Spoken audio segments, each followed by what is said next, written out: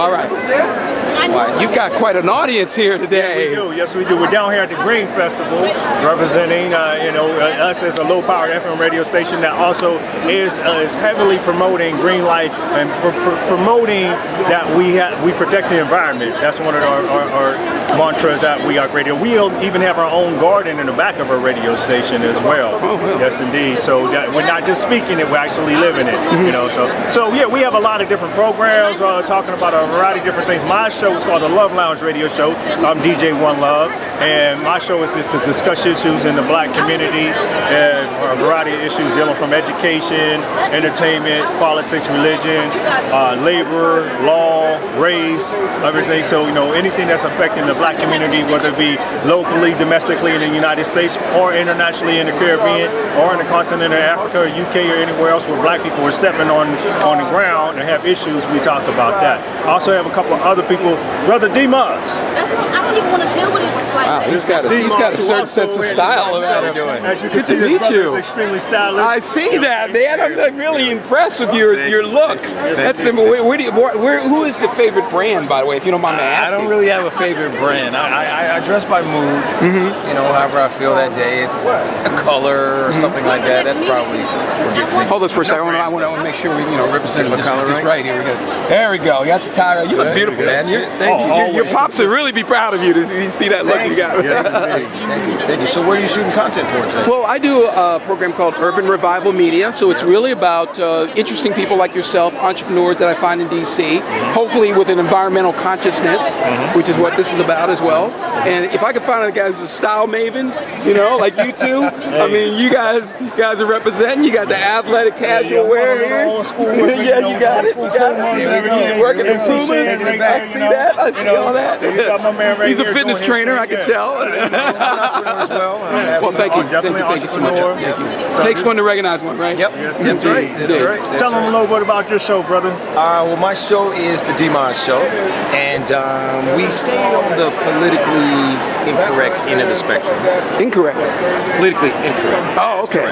Well, when do you get incorrect? I mean, what topics can you get incorrect about? Oh, wow. There's so many different topics. We've spoken on everything from should one vaccinate their children? What is the best way to end racism or to make the biggest step forward in ending racism? I personally think it would be repealing laws that are simply racist, like repealing some of the drug policy that would free up. You think that would work? Absolutely, absolutely. That's the biggest problem in the country today is poor legal policy.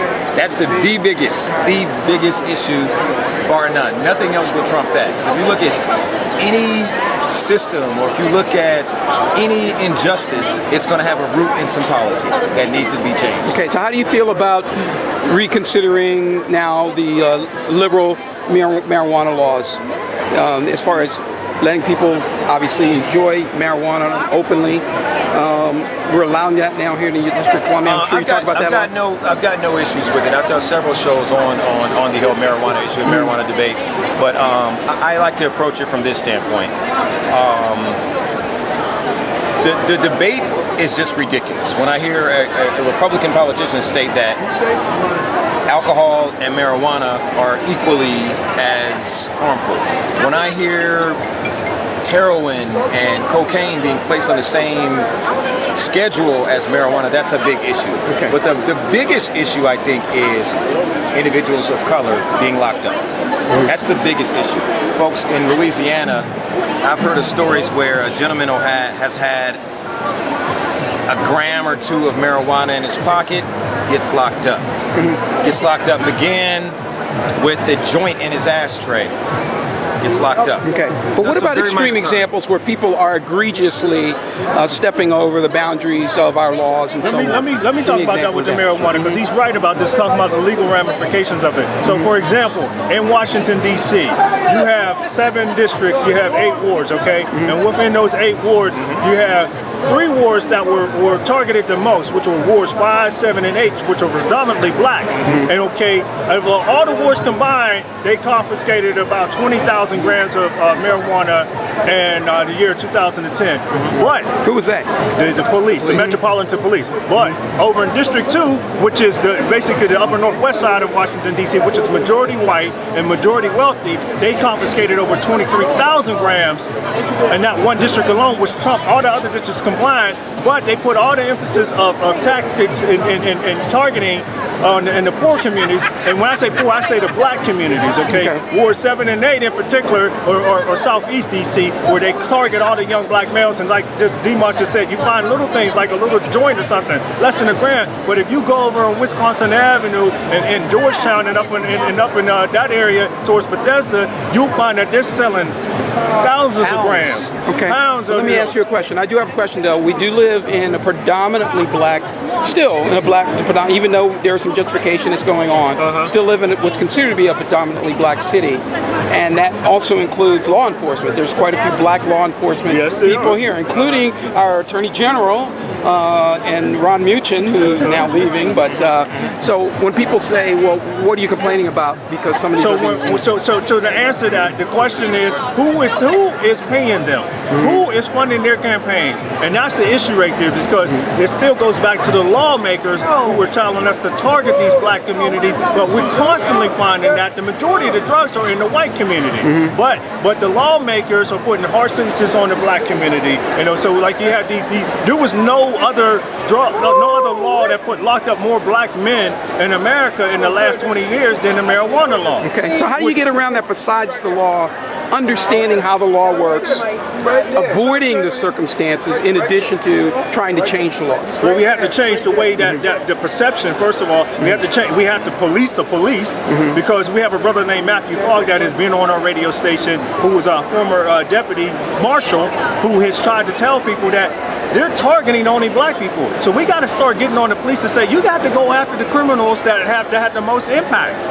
Going after these street guys, that they call thugs and everything, they really don't have any impact on the community. I mean, you got to go to the source of a problem. Where is all this stuff coming from? Okay, but I want to ask you a good question. Yes. Would you consider having, now we realize you're African-American station, you're going to be leaning left. We're not an African-American station. Okay, but we're a true station that has a lot of African-Americans that have ownership in it. But I'm going to ask you a question, though. Would you consider having opposing points of view? Absolutely. Always. Rational opposing points of view? Absolutely. You have to. Because it seems like the Tea Party would never come to the same venue where the Democratic Party would live, and say we don't get a chance to discuss that's not necessarily true. I've had some conservatives and progressives on my show, and I completely welcome it, because you definitely want to get a different perspective. But I will say this: there was a lot of hesitation at first because they didn't know. They thought that it would be adversarial. Well, it is going to turn out to be adversarial. Not necessarily. Not necessarily. What I try to do is provide perspective. So if that's your stance, if that's where you're at, well then come on and speak intelligently about it. You should be courageous. I'm not there to vilify them or throw them under the bus, or I may not agree, but if you state your points, state them clearly, and we can keep the gloves on and no one goes below the belt, I welcome it. There's going to have to be a referee. There's going to have to be a referee. I don't think we need a referee. There's a shout out to Sean Hannity to come on and talk about. Let's talk about marijuana laws here. I don't think we need a referee. If you're lying that bid, if that's the soapbox that you stand on, then live by it and own it, and that's that. But you don't need a referee. Two people can have a discussion, or five people can have a discussion where you have opposing point of views where you can agree to disagree. But have you ever done that? Plenty of times, and I absolutely love. Those are some of my best shows. And that's probably good for ratings, isn't it? They were actually very comfortable in the end. They were like, "Oh, this wasn't that bad. I thought it was going to be a fight." No, I just wanted to present two sides of the coin, and I'm not. I want you to prove that point. I'm going to ask tough questions because I may learn something from you. Exactly. I'm glad you In some cases, doubtful. But you can learn something from anyone. Okay, so that goes both ways too, right? That's right. So to answer his question, see, it steel sharpens steel. So you don't want everybody that's just on your side. That doesn't strengthen you.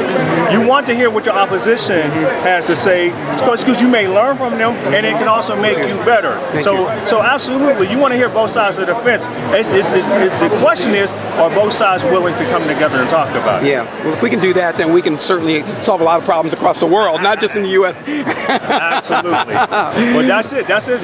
Once again, I'm DJ One Love, Jamel Muhammad from We Act Radio, also host of the Love Lounge radio show. And this is just a snippet of what we do when we talk about a lot of different issues that affect the community and affect the world. And in We Act Radio, our slogan is that truth is our product. So the truth is the truth.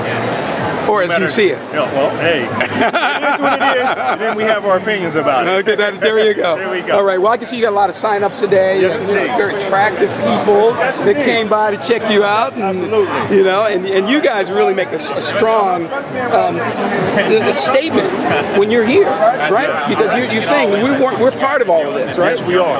And this is interracial. This is a complete, Absolutely, yeah. I mean, truth doesn't have a race. Absolutely right. Absolutely. And justice certainly, You're right, exactly. unfortunately, injustice Injustice sometimes finds its way into certain Right. communities somehow. But justice some way. does. So yeah, we're all about everybody for the better world. You know, uplifting. This is progressive. And we're a progressive talk radio show and radio station, I should say. And so this is what it's all about. It's about everybody coming together because there's only one Earth. I don't care how many races of people and different sexes and religions. There's still only one Earth on here that we all have to live on together. So that's what we're trying to make everything work together. Okay, I'm so glad to meet you guys. All right, you so guys you are voted wonderful. for us here? Thank you for your time. I'm really glad to meet you. My pleasure. I'm really glad to That's your meet you. bag, right? Yes, it's right there, right there. Okay, so Half your popcorn out. So oh, that's okay. You lost All right, about half I'll a live. bag. I'll live. You lost a few grams of popcorn. a few grams. Notice how you put that. Yes, indeed. Yes, indeed. So yes, sir.